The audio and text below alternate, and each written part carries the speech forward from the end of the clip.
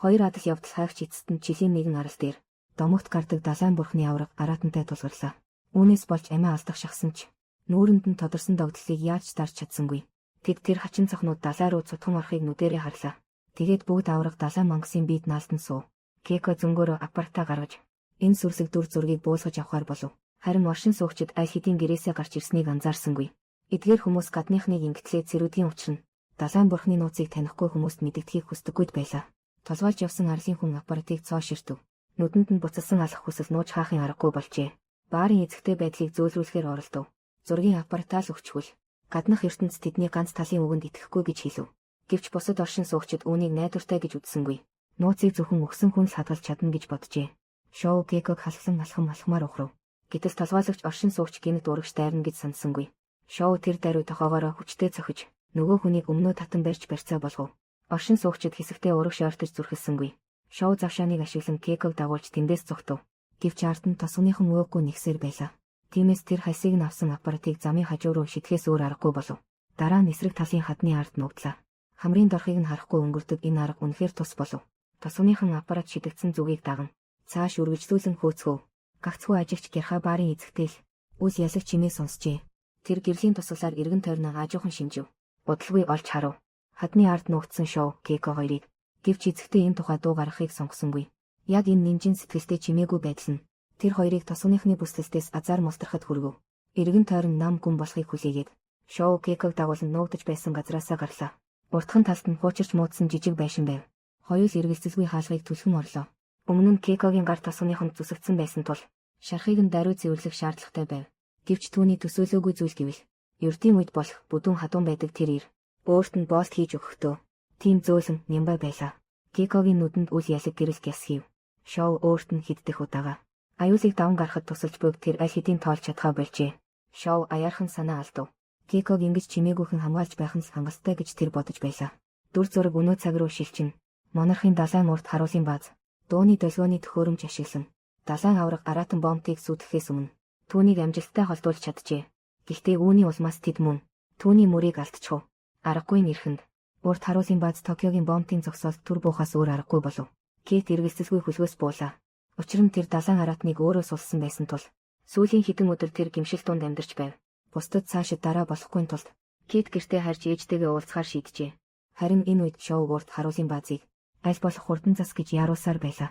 Тэр бас тэр далайн бурхны мангасыг үргэлжлүүлэн мөрдөхөөр төлөвлөж байв. Тим гашуухан инээмсэглээд толгоос эксэрхээс өөр аргагүй болов. Хөдөлгүүр хэр хэмжээнд эвдэрснийг тэрч бас мэдэхгүй байлаа. Түүнчлэн одоогийн хамгийн яаралтай асуудал нь энэ авраг аратны оршин байгааг яаж нуух вэ гэдэг байв.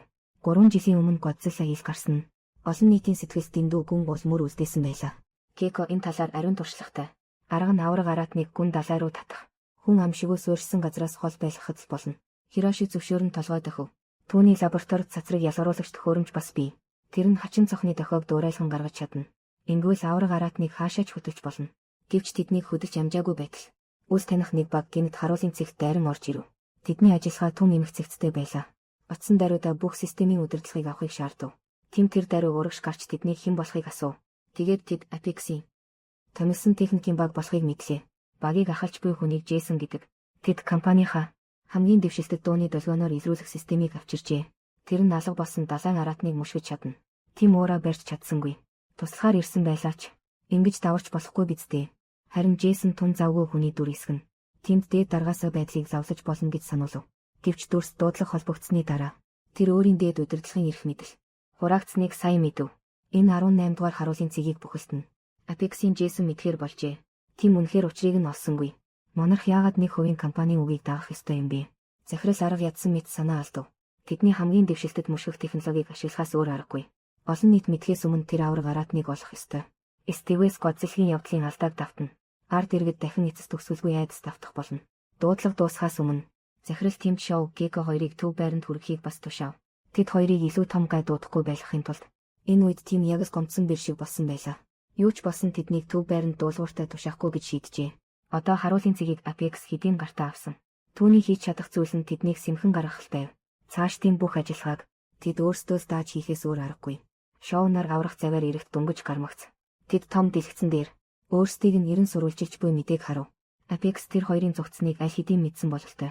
Удалгүй бүгд Хирошигийн хувийн ажлын өрөөнд хурж ирэв. Энд дуурайлан гаргаж чаддаг титаны цацрагийн дохионы үсгүүр байлаа. Тухайн үед яг энэ төхөөрөмжийн хүчээр Годзиллагийн анхаарлыг амжилттай татаж байсан юм. Гэхдээ дахин ажилуулахын тулд өөрчилж тохируулах шаардлагатай. Хироши өөрчлөх ажиллагаа төвөгтэй гэдгийг нуусангүй. Заавал ажлын өрөө рүүгээ очиж анхны хэлхээний зургийг олох хэрэгтэй. Харин холгүй орших Токиогийн гудамжинд Тим ганцаараа олж уулзав. Тэр шоу нарыг дур мэдэн явуулсан тул одоо ажлаас төр төдөлдсөн байлаа. Гэвч тийм байсан ч энэ махлаг залуу санаа зовхоо юр зогсоосонгүй. Тэр Apex-ийг ийм сайхан сэтгэлээр технологи өгнө гэж огт итгэсэнгүй. Монархт нэвтрэхийн цаана өөр зорилго заавал бий. Тим Мэг өмнө нь Apex-д ажиллаж байсныг мэднэ. Тэнтхийн хариуцсан хүн Рандтай ч баггүй танил. Тэр Мэг дахин Apex-д очиж тагнуулын үүрэг гүйцэтгээсэй гэж хүсжээ. Тэр нөхдийн жинхэнэ санаархлыг яаж игээд олж мэд. Мэг тэр дороо толгой дохин зөвшөөрөв.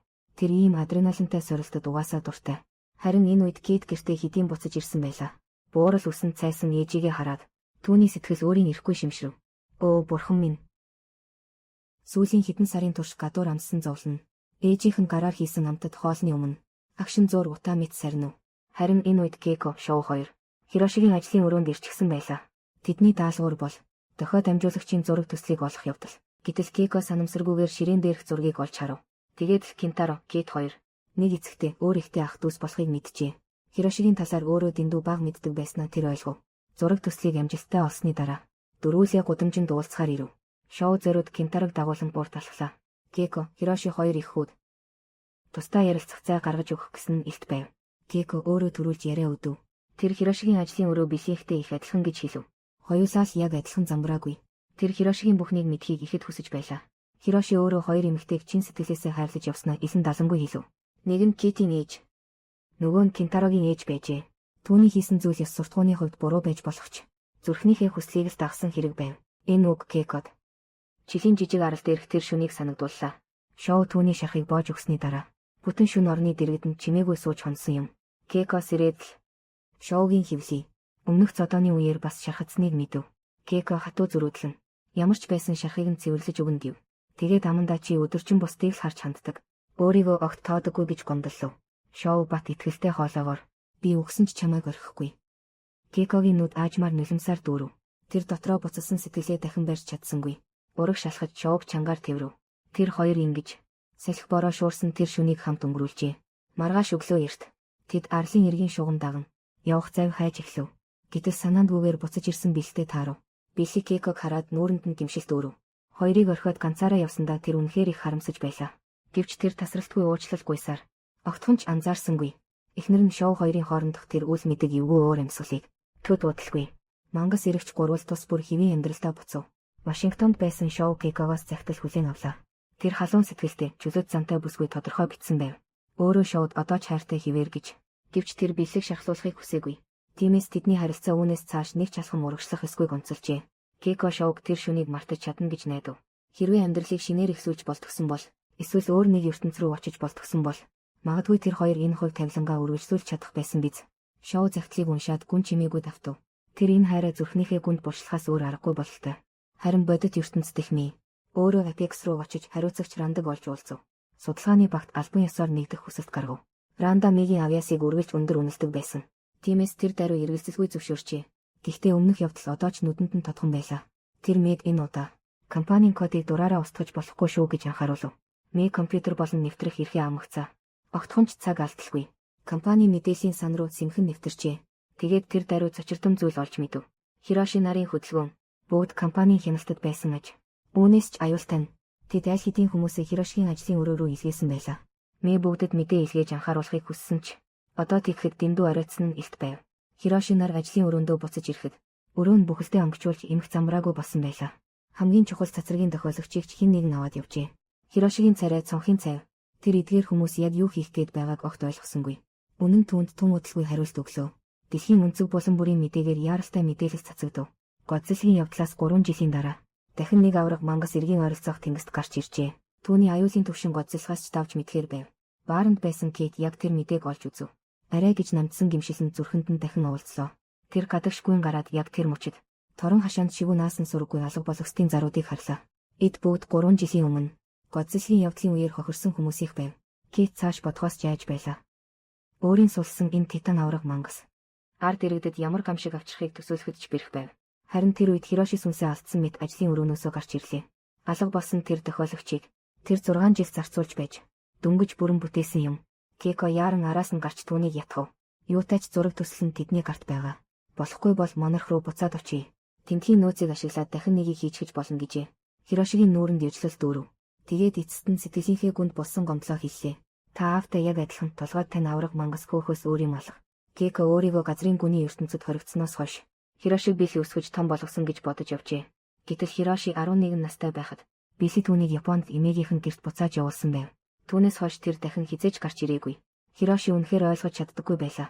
Ямар зүйлээр хүнийг 11 настай хүүгээ орхиход хүргэдэг юм бол тэнд байсан хүмүүсээс зөвхөн Кейко л учир шалтгааныг таамаглаж чадхаар байв. Тэр үед шоу газрын гүний ертөнц рүү судлахаар орохын өмнө өөрийн авч явдаг ярьсан чимдана балчир Хирошид өгсөн байжээ. Дотор нь шоугийн хамгийн эрхэмлдэг зүйлс бүгд байсан. Хүүд үлдээс нь нэгэн дурсгал гэхэд болно. Гэвч нэгэн санаандгүй явдлаар били санаандгүйгээр Кейкогийн шоуд бичсэн тэр загтлыг олж харжээ. Ингээд энэ бол монарх мангасуудын өв залгамжлал. 2 дугаар улирлын 3 дугаар ангийн агуулга байлаа. Энэ ангид мангасын хувь хэмжээ огцом унжээ. Төсөө нь ийм хурдан шатчихсан юм биш биз? Ачи үргэлж ингэж боддог. Мангасын кинонд хайр дурлал ярих нь үнэндээ зүгээр л ус нэмсэн хоосон сунжруулалт шүү дээ. За өнөөдрийн тайлбар ингээд өндөрлөе. Таалагдсан найзууд үргэлжлүүлэн дагаарай. Дараагийн дугаарт дахин уулзъя.